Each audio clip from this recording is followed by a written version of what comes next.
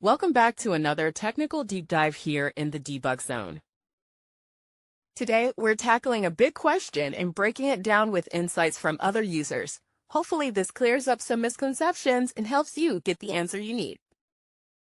So, buckle up, stay a little curious, and let's jump right in.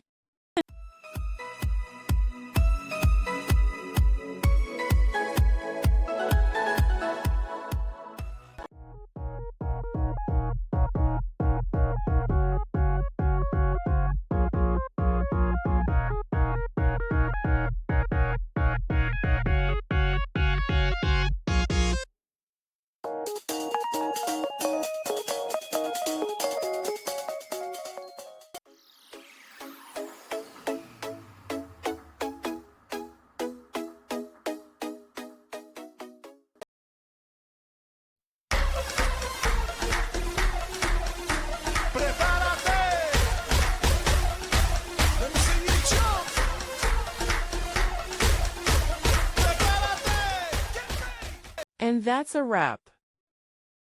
I hope you found the answer you were looking for. If you did, take a second to hit that subscribe button. It really helps out. And let me know in the comments which solution worked best for you.